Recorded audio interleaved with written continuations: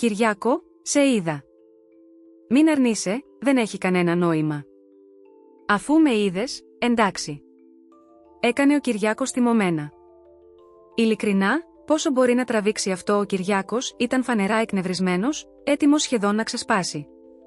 Η Νεφέλη, η γυναίκα του, συνήθιζε να λέει ότι είναι σε τσίτα, και αυτό μόνο τον θύμωνε περισσότερο.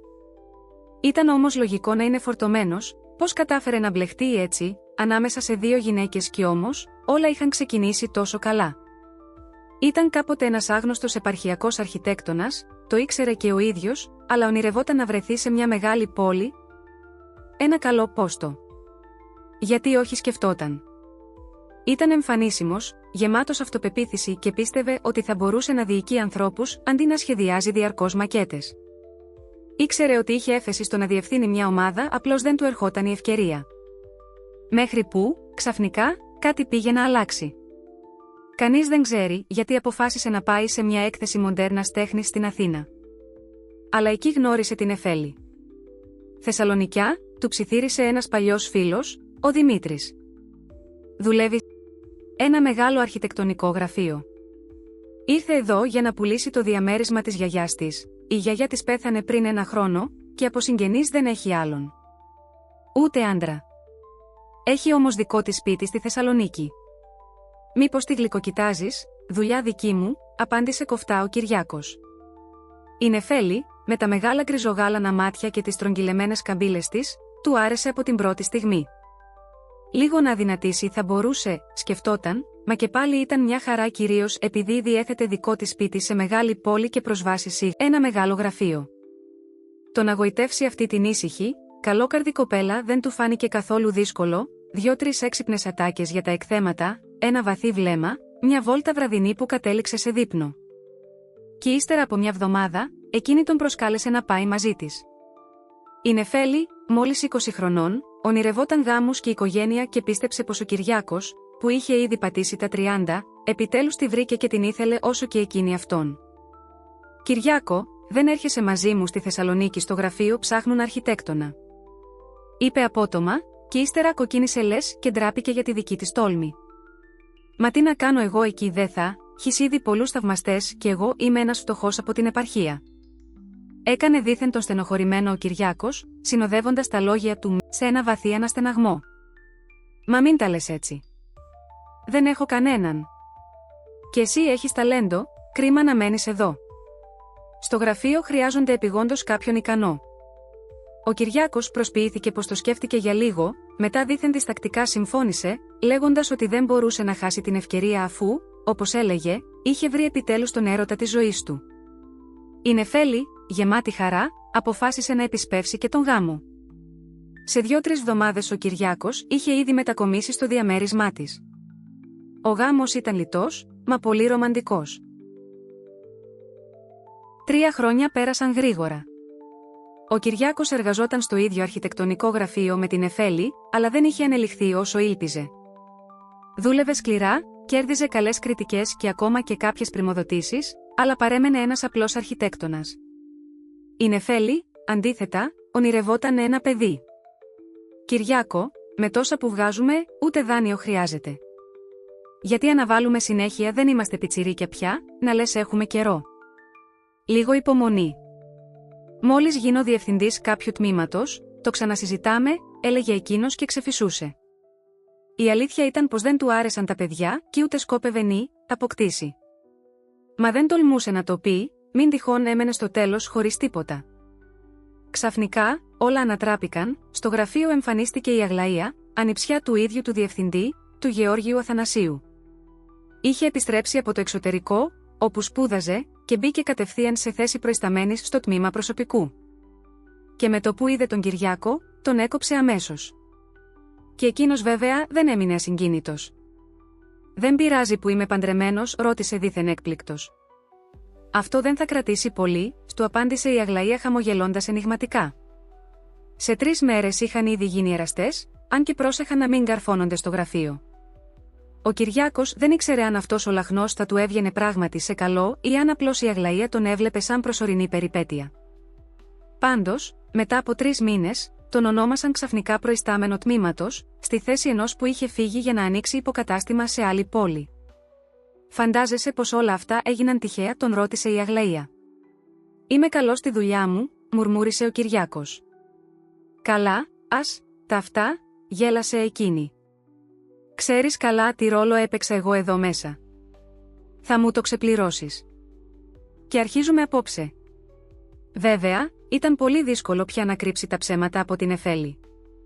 Δούλευαν έστω σε διαφορετικούς ορόφους, μα στο ίδιο κτίριο. Εκείνη όμως υπέθετε ότι οι καθημερινές υπερορίες του Κυριάκου οφείλονταν στη μάχη του να προχωρήσει στην ιεραρχία. Τόσο αθώα που ήταν, τον πίστευε. Ίσως να της ήταν κιόλας λίγο κρίμα να τη χωρίσει. Ή μήπως δεν χρειαζόταν να χωρίσει, σκεφτόταν να τη διατηρήσει ως νοικοκυρά και από την άλλη να έχει την Αγλαία για πιο έντονες στιγμές. Η Αγλαία, ωστόσο, είχε άλλα σχέδια. «Μην τολμήσεις καν να το σκεφτείς», είπε απότομα όταν ο Κυριάκος, τάχα για αστείο, πέταξε την ιδέα να τα συνδυάσει όλα. «Δεν έχω σκοπό να σε μοιράζομαι με την νοικοκυρά σου άλλο». Ο Κυριάκος προσπάθησε να την καλοπιάσει, αλλά η Αγλαία έκλεισε το θέμα. «Πότε θα της το πεις να χωρίσετε? Έλα τώρα, γλυκιά μου. Περνάει δύσκολα στη δουλειά, και έχει και κάτι αδιαθεσίες», προσποιήθηκε ο Κυριάκος. «Ας περιμένουμε λίγο ακόμα. Κοίτα, μην αργήσεις. Ιδάλλως, θα της το πω εγώ η ίδια». Πέρασε κι άλλος ένας μήνας. Ο Κυριάκος δίσταζε, νιώθοντας και λίγες τύψεις. Η Νεφέλη τον είχε τόσο στηρίξει, τον είχε εμπιστευτεί. Όμως η Αγλαία αποφάσισε να βάλει τέλος στις υπεκφυγές. Μια μέρα που ο Κυριάκος στεκόταν στον διάδρομο, προσποιούμενος πως μιλούν για κάτι τυπικό, και η Νεφέλη βγήκε από ένα γραφείο, η Αγλαία τον πλησίασε και φώναξε: «Αγάπη μου, θα έρθεις πάλι απόψε σπίτι μου έλειψες?» Αυθόρμητα, ο Κυριάκος απάντησε: «Ναι, βέβαια». Μετά κατάλαβε τι έκανε. «Τι κάνεις, μας βλέπουν?» Της ψιθύρισε οργισμένος, προσπαθώντας να την ξεκολλήσει από πάνω του. Η Νεφέλη δεν χρειαζόταν κάτι άλλο, κατάλαβε τα πάντα. Παρότι, εκείνη τη στιγμή ο Κυριάκος στεκόταν με την πλάτη προς το μέρος της, εκείνη είδε και άκουσε αρκετά. Το ίδιο βράδυ, όταν ο Κυριάκος επιχείρησε να της αραδιάσει πάλι δικαιολογίες για φόρτο εργασίας, η Νεφέλη ξεστόμησε ήρεμα: «Έχεις δεσμό με την Αγλαία? Ποιος σου το είπε αυτό? Είναι όλα ψέματα». «Κυριάκο, σας είδα. Μην κουράζεσαι. Αφού μας είδες, εντάξει, λοιπόν». Ξέσπασε εκείνος. «Πόσες φορές θα το συζητάμε? Αύριο μάζεψε τα πράγματά σου και φύγε», είπε η Νεφέλη σταθερά, και βγήκε από το σπίτι φαινομενικά ψύχρεμη. Φυσικά, έκλαψε όλο το βράδυ. Ήθελε να τους πάρει τηλέφωνο, να φωνάξει σε εκείνον ή στην Αγλαία, όμως κρατήθηκε. Επιπλέον, πίστευε ότι ήταν έγκυος, είχε κάνει ένα τεστ πρόσφατα και είχε βγει θετικό.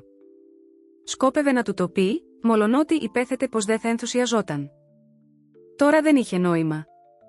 Ο Κυριάκος πήρε τα πράγματά του την επόμενη μέρα, μετακομίζοντας στο διαμέρισμα της χαμογελαστής Αγλαίας. Δεν παραπονέθηκε που εκείνη τον έκαψε μπροστά στην Νεφέλη, έλεγε πως ήταν καλύτερα έτσι. Όμως η Αγλαία σύντομα απέτησε: «Την Νεφέλη δεν θέλω να τη ξαναδώ ούτε ζωγραφιστή. Βρες τρόπο να φύγει από το γραφείο ή να μην μπορεί να σταθεί πουθενά ως αρχιτέκτονας. Μου είναι αφόρητο να τη βλέπω». Ουσιαστικά της πήρε τον άντρα. Μουρμούρισε ο Κυριάκος. «Μη μου σηκώνεις φωνή. Μην ξεχνάς ποιος σε βοήθησε να πάρεις τη θέση στο γραφείο. Θες να μείνεις κι εσύ στο δρόμο?» Δυστυχώς, ο Κυριάκος δεν βρήκε το θάρρος να αρνηθεί. Χρησιμοποιώντας τα δικαιώματα πρόσβασης που είχε ως προϊστάμενος, έβαλε μερικές μεταμφιεσμένες αλλαγές στα σχέδια που ετοίμαζε η Νεφέλη, στοχεύοντας τον πλέον γκρινιάρη πελάτη του γραφείου. Όπως το περίμενε, ο πελάτης εξοργίστηκε και πήγε να φωνάξει στον διευθυντή. Κανείς δεν άκουσε ακριβώς τι υπόθηκε πίσω από την κλειστή πόρτα, αλλά μετά από μισή ώρα ήρθε ασθενοφόρο που πήρε την Νεφέλη, η οποία είχε λιποθυμήσει. Μέχρι τότε, παρά την ψυχική της φόρτιση, προσπαθούσε να στέκεται δυνατή στη δουλειά. Μα εκείνη η επίθεση του πελάτη την τσάκισε. Στο νοσοκομείο, όταν συνήλθε, η πρώτη της κουβέντα ήταν: «Το μωρό μου». «Καλά είναι», ο γιατρός την κοίταξε απορριμμένος: «Δεν είστε έγκυος, δεσποινής. Τα τεστ βγαίνουν μερικές φορές ψευδώς θετικά». Η Νεφέλη αισθανόταν συντετριμμένη. Γύρισε σπίτι την επόμενη μέρα, κλείστηκε στον εαυτό της και παραιτήθηκε τηλεφωνικά από το γραφείο, λέγοντας πως θα στείλει την επιστολή της αργότερα. Έμεινε για μια εβδομάδα βυθισμένη σε μια άχαρη ρουτίνα, λίγο ύπνο, λίγο φαγητό και ατέλειο το χάζεμα μπροστά σε μια τηλεόραση που δεν την ενδιέφερε πραγματικά. Ώσπου μια μέρα εμφανίστηκε η Λένα, συναδέλφισά της, Νεφέλη, που χάθηκες δεν ξέρεις τι έγινε, τι να ξέρω ρώτησε αδύναμα η Νεφέλη. Ο Γεώργιος Αθανασίου, αφού σε πήρε το ΕΚΑΒ, ξεκίνησε έρευνα. Δεν του πήρε πολύ να καταλάβει ότι ο Κυριάκος είχε πειράξει τα αρχεία σου. Πανικός. Και φυσικά βγήκαν όλα στη φόρα, η σχέση του με την Αγλαία, ότι σε εγκατέλειψε. Τελικά τον απέλυσαν με τη χειρότερη φήμη. Η Αγλαία ακόμα δουλεύει εκεί, αλλά, το όμικρον με τόνο, τι φαίνεται, και αυτή δεν περνάει καλά. Ο θείος της είναι έξαλλος, μα δεν μπορεί να διώξει την ανιψιά του. Οπότε, γύρνα εσύ πίσω. Σε θέλουμε στο γραφείο. Όχι, είπε σιγανά η Νεφέλη κουνώντας το κεφάλι. Όσο είναι αυτή εκεί, θα μου κάνει τη ζωή δύσκολη. Και δεν αντέχω να την κοιτάω κάθε μέρα. Το καταλαβαίνω, αναστέναξε η Λένα. Αθανασίου θέλει να σε βοηθήσει. Πάρε αυτόν τον αριθμό. Είναι καλός του φίλος, ψάχνει έναν ικανό αρχιτέκτονα. Δοκίμασε την τύχη σου.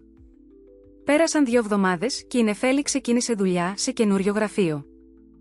Όλο αυτό το διάστημα, ο Κυριάκος της έστελνε μηνύματα, την καλούσε στο τηλέφωνο, όμως εκείνη τον είχε μπλοκάρει παντού. Το μόνο που έμενε ήταν να βγει το διαζύγιο τους. Η Νεφέλη συνειδητοποίησε πως, μολονότι ο πόνος από την προδοσία ήταν μεγάλος, της άνοιγε τελικά έναν δρόμο προς κάτι καλύτερο. Το ότι έχασε μια ψεύτικη ελπίδα εγκυμοσύνης τη σκόρπισε, αλλά ταυτόχρονα της επέτρεψε να δει καθαρά, δεν ήθελε πια να ζει σε ψέμα. Τώρα μπορούσε να χτίσει από την αρχή τη ζωή της, χωρίς ανθρώπους που τη χειρίζονταν για ίδιον όφελος. Κι ίσως, όσο δύσκολο κι αν της είχε φανεί στην αρχή, το τέλος με τον Κυριάκο να ήταν στην πραγματικότητα μια ευλογία μεταμφιεσμένη.